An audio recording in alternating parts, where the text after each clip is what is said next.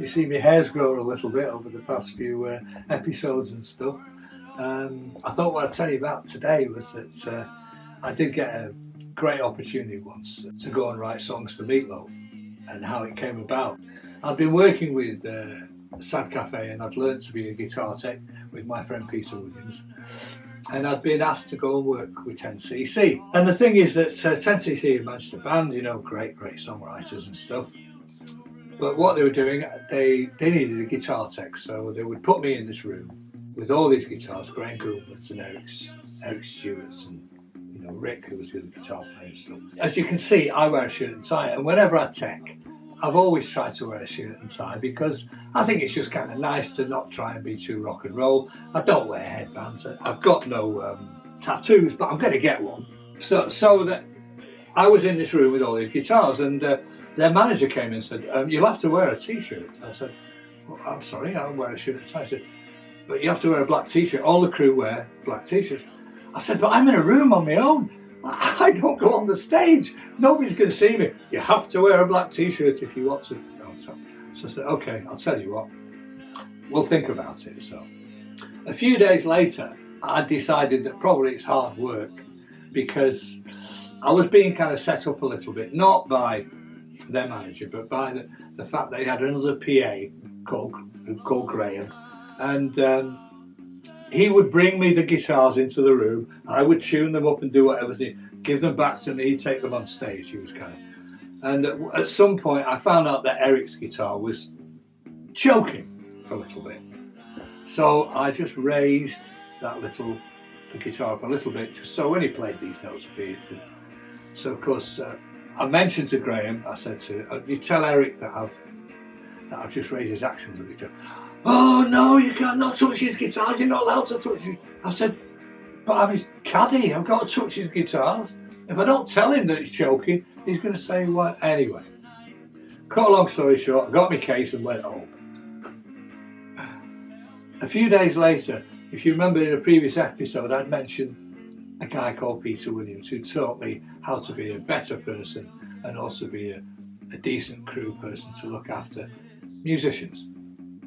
He, for the first time, got a job looking after his brother, Terry Williams, who, as you know, was with Rockpile, played with Deep Leonard in Wales, played with ABBA, and finally had landed the job doing a tour with Meat Loaf. And Peter, for the first time, who'd also worked in the business, was getting this, for the first time, I was looking after his own brother as a drum tech for Terry Williams. So here I am being invited to do this, which is very exciting. So I gather all my stuff together, and I've got to get down to Felixstowe, where we're going to get the ferry to go off to Ebsburg. So we get to soundcheck at Copenhagen at the first venue, and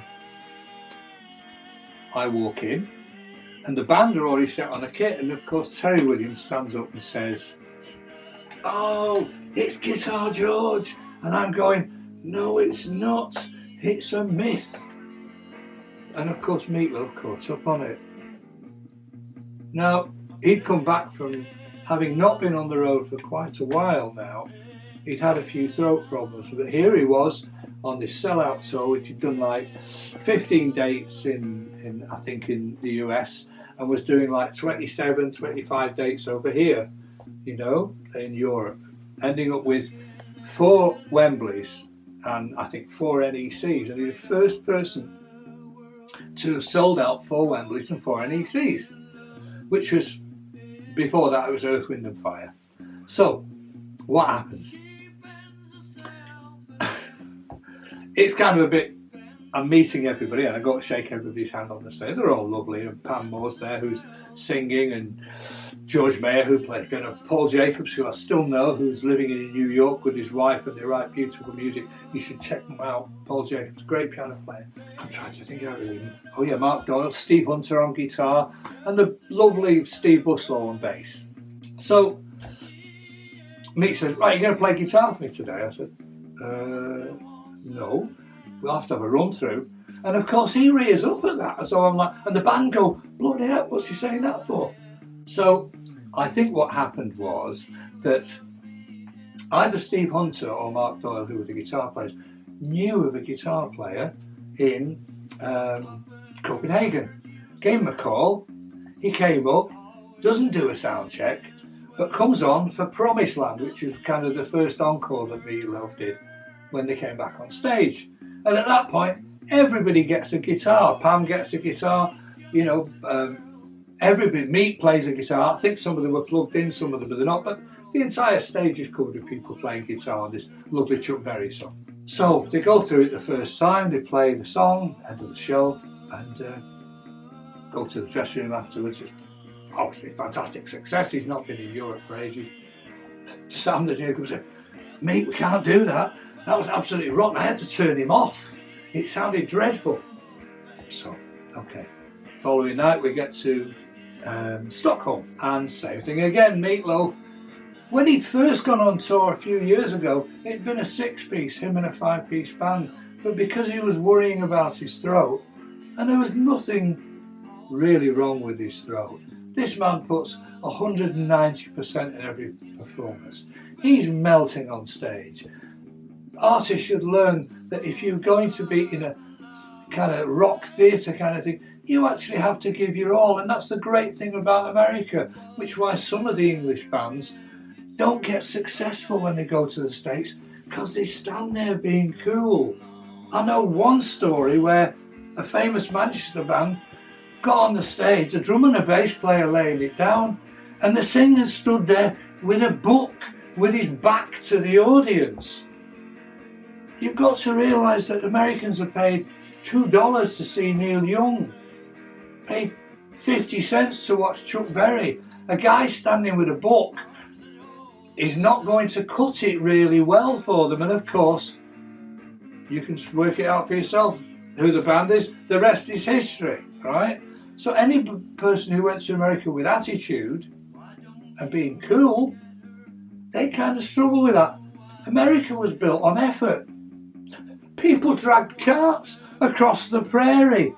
We don't be thinking about the history of things that they've done wrong. These were people who were coming from tribulation and persecution, dragging carts across the... They understand effort. Why do they like Springsteen? Because they get 4.5 hours of full on. It's okay being cool, but people who've worked all day appreciate it if you give your all. If you're running in the marathons and you're the last person, if you're still running, the Americans punch through the hat for your effort.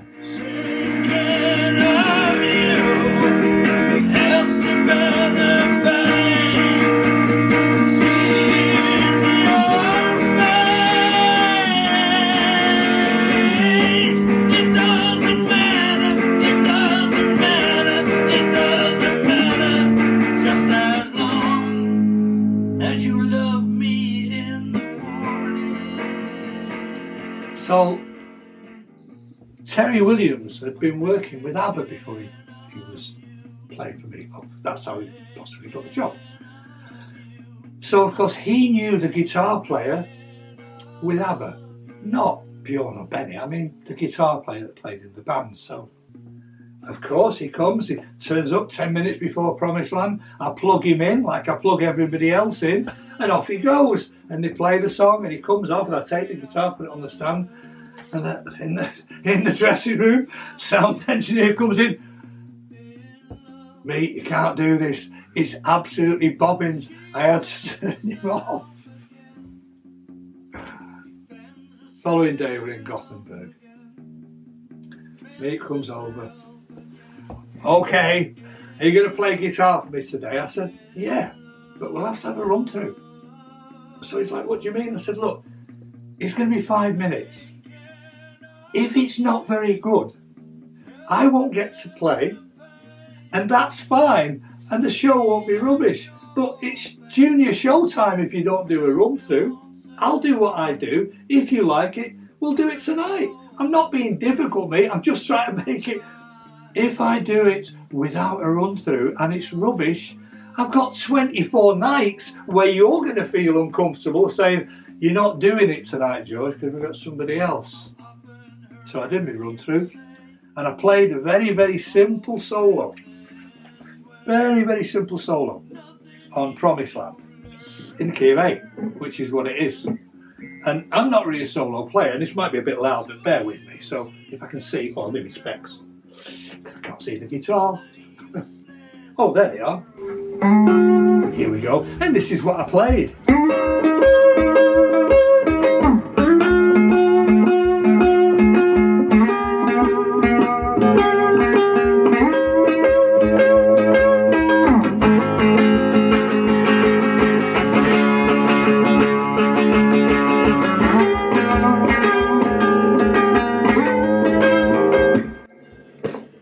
Of course, when everybody said, that sounds all right, band are loving it.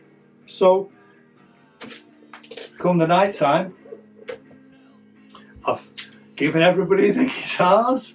Everybody takes a solo, because it's quite a long song. Everybody takes a solo. And of course, Meat Loaf, and I come on and I play my solo. But of course, I'm doing a whirling dervish because it's easy for me, so I might as well rise to the occasion and do the best I can. So I play the solo, and Meat Loaf said, do it again. So we do the solo again, and back to back. And if you go to Meat Loaf live video, you can probably see me for a few minutes just doing that, which is by the by. I got to do the rest of the tour doing that, and perhaps in a subsequent episode that I'll do, I'll tell you about being invited to go to write for Meat Loaf to America. And we'll talk about another time, because I knew there were some songs that would probably work, and I'm happy, you know, songs come through me. Sometimes I think this will be a really good song for this person, this will be a really good song for this person. Anyway, I had got a song bubbling under at this point, and I'm out there with Meat Loaf, and I've been sat at the NEC, and his manager Bob, right, who'd been married to, oh, let me think, who was he married to? Diana Ross. He'd had 2 children with Diana Ross. And Bob comes in and sits down at the NEC and says, George, what do you think about me? He says, do you think he's going to do anything? I said, what are you asking me for? I'm his guitar tech. He said, because I think you've got a rational thing about it. Sometimes people just see you for who you are. Maybe they see themselves. Maybe they're looking for a bit of honesty and not showtime. And maybe the same thing happened with Bob. So I said, look, he's going to be around for a few years. The album's done 6.5 years. I've got some songs I'm going to mention to Meat, because he's looking for songs. There's some litigation going on between him and Steinman. I'll come across I'll speak to Meat, I'll come across and see if he's up for that. So I spoke to him, and I've been writing a song called Thinking of You, which for me kind of suited what Meat Loaf was already doing. So I thought that this song that I'd been writing while I was on the tour would be very suitable for Meat Loaf. And I suppose some of it was saying because I'm inspired by what's happening and the sound of the band and everything, but I could kind of hear this. And the original part of the song came on one string. And this song was called Thinking of You, and it kind of worked for what I thought was a Meat Loaf performance. He's kind of a storyteller, it's anecdotal, it's kind of rock theatre, and you can actually do it like this. You're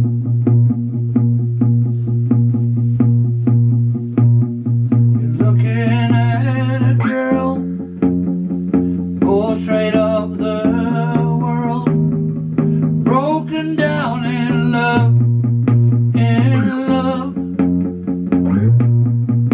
She bends herself again, defends herself again, mends herself again, in love, in love.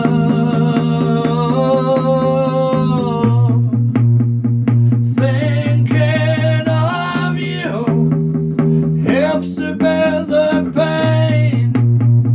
Seeing your face helps me once again. Arms that hold the night from my head.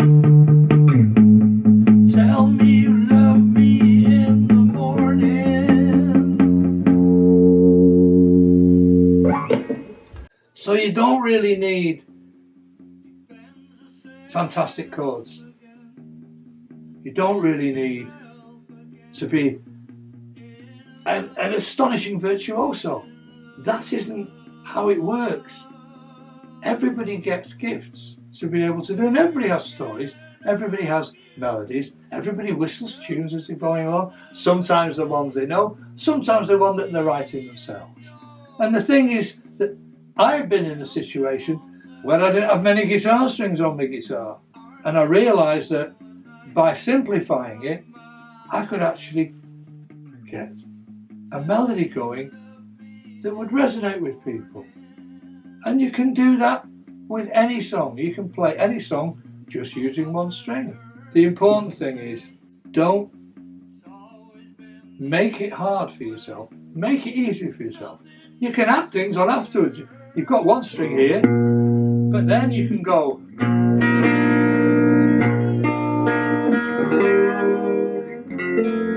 Another useless pearl, a pool in which to hurl your love, your love.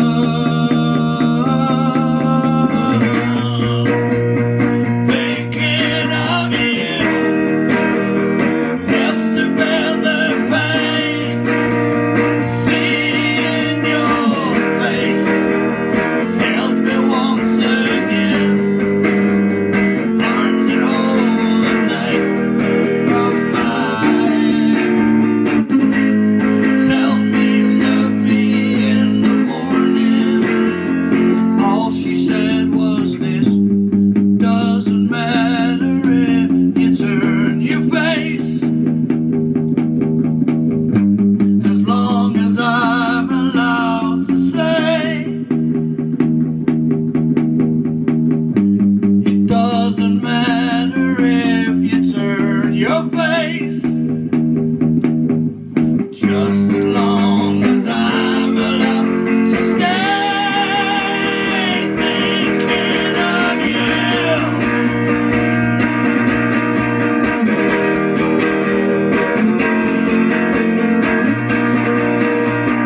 Seeing your face, arms that hold the night from my head. Tell me you love me in the morning. Why don't you look at her? Do you know what this is? If you wanna break her heart, you must remember this. Just like Judas, just like